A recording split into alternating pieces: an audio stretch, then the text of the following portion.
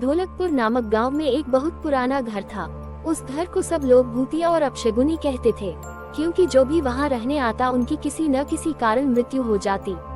इसलिए वो घर खरीदने के लिए कोई भी तैयार नहीं होता था। एक बार उमेश नाम के आदमी ने उस घर को बहुत ही सस्ते दाम में खरीद लिया और अपने बेटे दीपक के साथ सारा सामान लेकर वहां रहने आ जाता है। घर में आने के 1-2 दिन में ही उमेश को अपने आसपास अजीबोगरीब घटनाएं होने का एहसास होने लगा। पहले तो इसे वो नजरअंदाज करता रहा, लेकिन घर में जब उसे किसी की मौजूदगी का एहसास होने लगा तो वह सतर्क हो गया। एक दिन दीपक दौड़ता हुआ उमेश पास आया और कहने लगा कि वॉशरूम में अचानक पानी बंद हो गया और उसने वहां सफेद कपड़ों में एक औरत को देखा।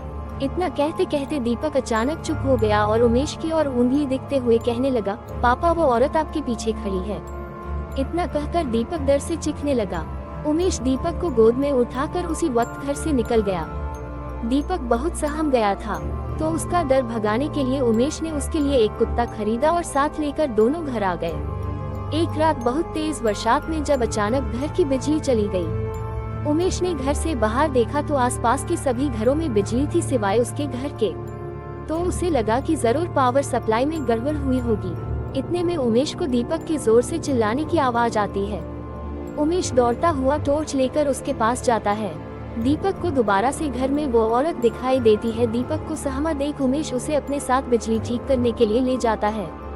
उनका कुत्ता भी यहाँ वहाँ देखकर जोर से भौंकने लगा। उमेश को आभास होता है कि कोई उनके पीछे पीछे आ रहा है। पावर हाउस का दरवाजा खोलते ही उमेश को एक लाश दिखाई देती है। लाश देखकर दीपक भी डर के मारे चिल्लाने लगता है। उमेश अपने बेटे को लेकर तुरंत घर से बाहर भागने की कोशिश करने लगता है।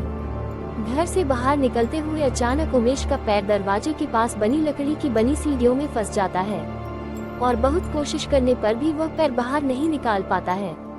दीपक अपने पापा को बाहर खींचने की कोशिश करता है, लेकिन काफी प्रयास करने पर भी उसका पैर बाहर नहीं निकाल पाता है।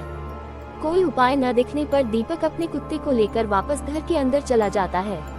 तभी वो औरत दीपक को एक कमरे खींचकर ले जाती है। कुत्ता भी उसके पीछे भौंकते भौंकते उसी कमरे में चला जाता है।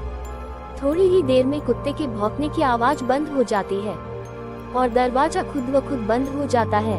वहाँ उमेश भी करीब 15 मिनट तक कोशिश करने के बाद अपना पैर बाहर निकालने में सफल हो जाता है।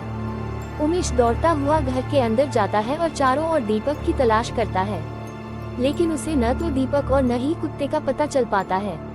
बहुत ढूंढने पर जब दोनों ही नहीं मिल पाते, उमेश हार मान लेता है। अगर मेरी ये कहानी आपको पसंद आई हो तो चैनल को सब्सक्राइब, कमेंट एंड शेयर जरूर करें। धन्यवाद।